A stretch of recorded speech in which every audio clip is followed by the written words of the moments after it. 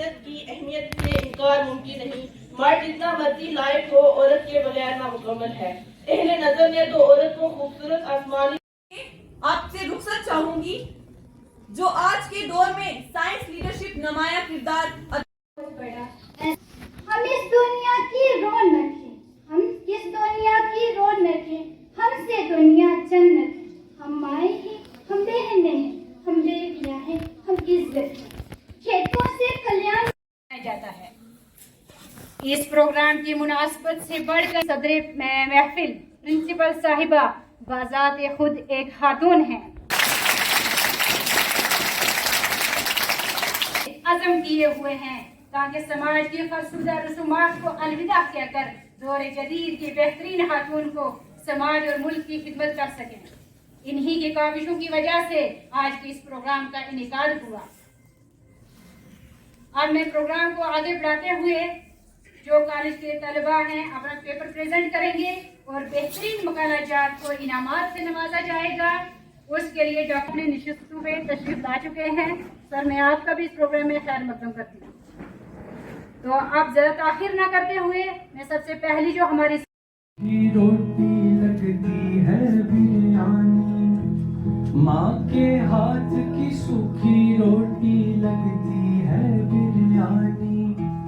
जब भी माँ की याद सताए आँख में आए पानी, जब भी माँ की याद सताए आँख में आए पानी। हाय नींद जो माँ की गोद में फूलों पर ना आए, जब तक जान रहे सर पे हो अपनी माँ के साए, अपनी माँ के साए, अपनी माँ के साए। मेरी माँ, मेरी माँ, तेरे सदके जावा मेरी माँ।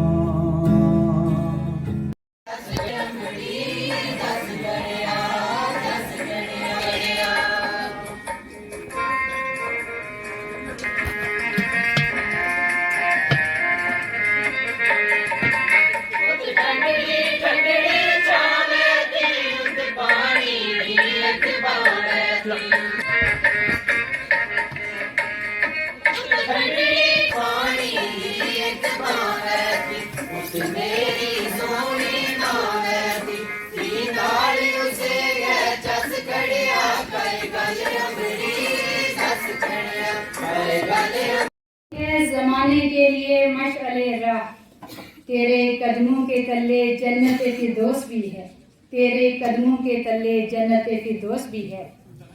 जिंदगी तेरे लिए अजमत मेराज भी है, जिंदगी तेरे लिए अजमत मेराज भी है।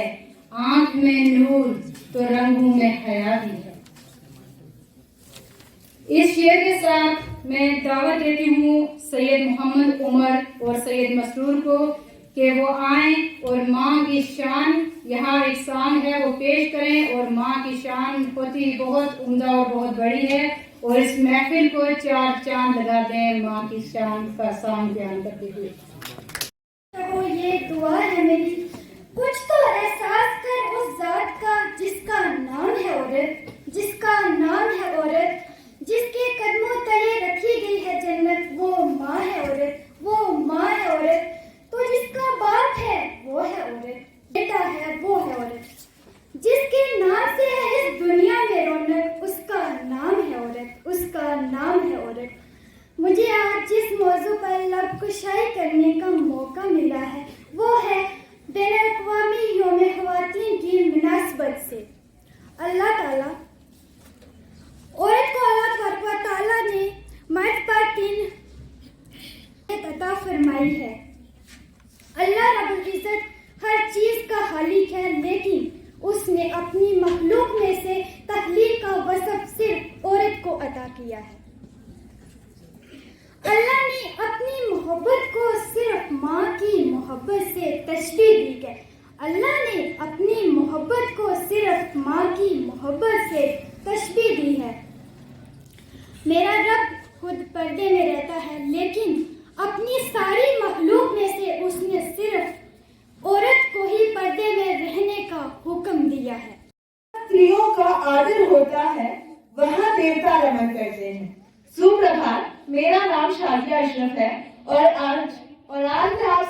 समक्ष महिला सशक्तिकरण के विषय पर अपने विचारों की प्रस्तुति देना चाहती हूँ। स्त्री मनुष्य जाति में सबसे अधिक सुंदर प्राणी है, अत्यधिक कोमल एवं अत्यधिक बलशाली भी। एक महिला वह सब कुछ कर सकती है जो एक पुरुष कर सकता है, इससे भी अधिक वह हमारे अस्तित्व का कारण भी है। महिलाएं हर क्षेत्र में उत्कृष्ट प्रदर्शन कर सकती हैं, बस उन्हें कार्य करने के लिए समान अवसर और स्वतंत्रता की आवश्यकता है। महिलाएं एक बेटी, पत्नी, गृहिणी, मित्र, माँ, शिक्षक, चिकित्सक की भूमिकाओं में हमारी सभी जरूरतों को ख्याल रखती हैं। अतीत के विपरीत आज महिलाएं अपने और अपने परिवार के भरण पोषण के लिए काम करने और जीविका कमाने के लिए अपने घरों से बाहर जाती हैं।